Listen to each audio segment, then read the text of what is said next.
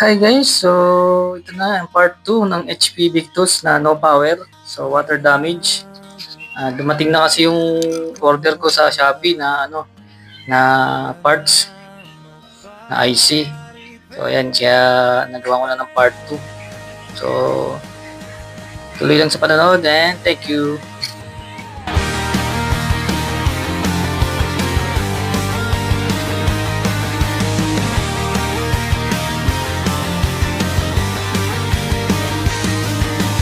Roamers Data Rescue ang bahala sa inyo.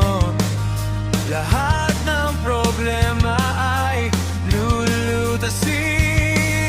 Kaya huwag ka nang malungkot, huwag ka nang ma-stress. Ang iyong data ay may babalik. Ang inyong cellphone ay pabubuhay muli. Dito lang yan sa Roamers Data Rescue. Dito lang yan sa Roamers Data Rescue.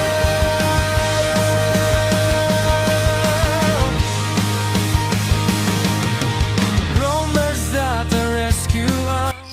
Diyan makikita nyo na shorted yung coil. So ibig sabihin yung putok na kailangan talaga palitan. Yan, kasi putok siya, obvious na obvious. So importante talaga yung yung visual inspection muna bago mag-test ng kung ano-ano kasi baka kung matest mo iba. So kailangan talaga i-visual inspection mo muna kung may mga putok na pyesa, may mga sunog para hindi tayo magkamali ng palit ng pyesa. So yun lang, salamat. Roamers Data Rescue. Dito lang yan sa Roamers Data Rescue. Dito lang yan sa Roamers Data Rescue. Dito lang yan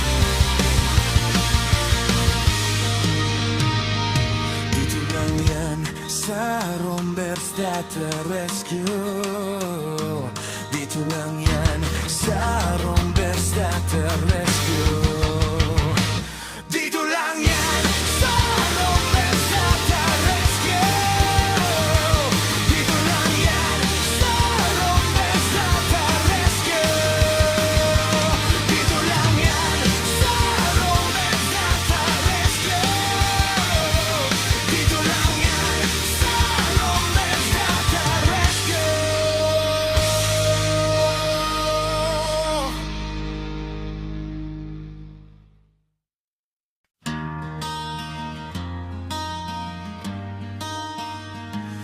Para na magpa-recover, para na magpa-repair.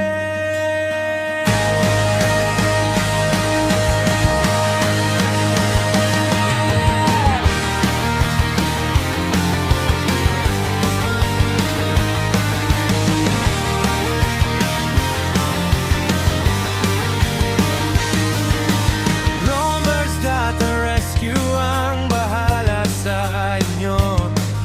Lahat ng problema ay lulutasin. Kaya huwag ka nang malungkot, huwag ka nang ma-stress. Ang iyong data ay may babalik.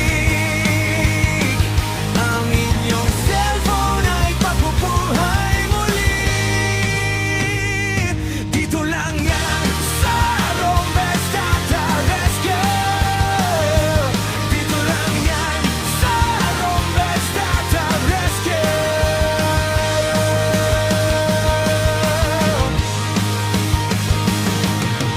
Roamers Data Rescue ang bahala sa inyo.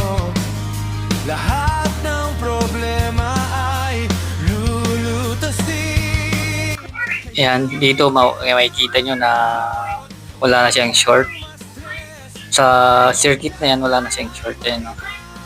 So, nung tinanggal ko yung IC, ayun, 230 millivolts na siya. Ayun, 230 millivolts. So, yung coil yung tinetester ko dyan. So, thank you. Dito lang yan sa Rombensata Rescue. Dito lang yan sa Rombensata Rescue.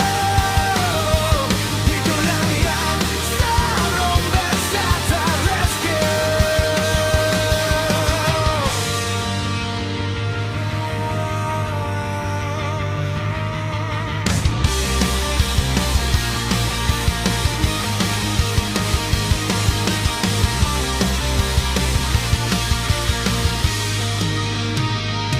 Dito lang yan sa Rombers Data Rescue.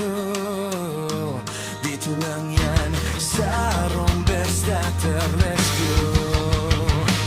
Dito lang yan sa Rombers Data Rescue. Dito lang yan sa Rombers Data Rescue. Dito lang yan sa Rombers Data Rescue. Dito lang yan sa Rombers Data Rescue.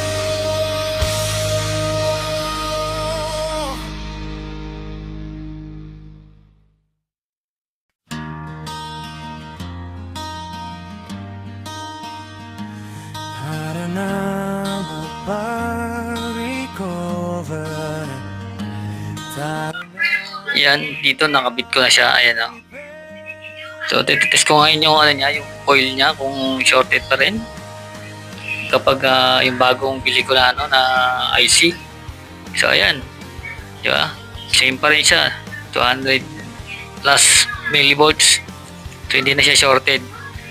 Ayan. So, yung circuit na yan, hindi na shorted. Diyan lang sa circuit na yan. So, maghanap pa ako ng iba, baka may problema pa. So, mamaya malalaman nyo. Lulutasin, kaya huwag ka nang malungkot, huwag ka nang ma-stress. Ang iyong dada ay may babalik. Ang inyong cellphone ay Dito, nung binuo ko na yung laptop, binubuo ko na yung laptop dyan.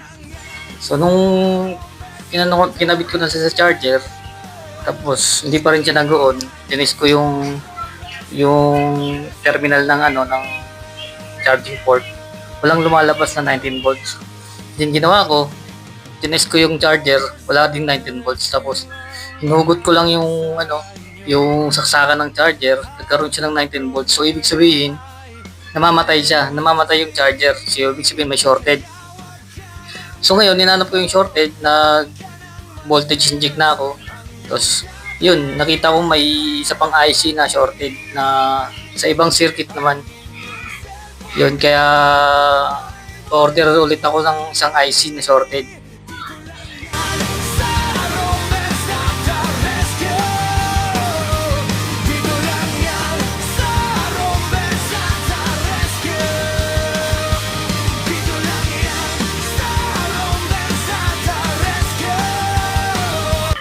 Yan, dito makikita nyo na ano ko siya ng alcohol, then voltage inject.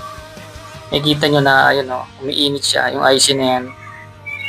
Ayan, ibang IC yan dun sa pinalit ko.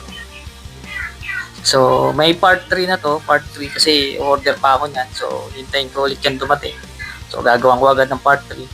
So, ayun, makikita nyo kumukulo siya, umiinit siya, ayun, bilis niya tumuyo, ayun, makikita nyo, di ba? Bilis niya tumuyo.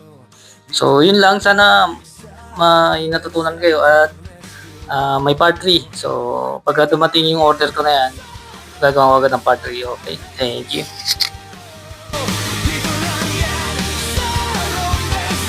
Ito yung shorted na parts, ayan. Pero nung tinanggal ko yan, nagkaroon na siya ng light indicator sa charger, ayan. Nagkaroon na siya ng light indicator. Nung nakanino, wala yun kasi mamatay yung charger. Ayun yung issue niya. Ayan, shorted. Tapos, may charging na rin siya. Nagiging orange yan pagka kinakabit ko yung battery. Nakikita nyo sa sa video. Ayan, light indicator na white. So, ibig sabihin, may charger na. Ayan, yung orange. So, nagti-charge siya. So, thank you and God bless.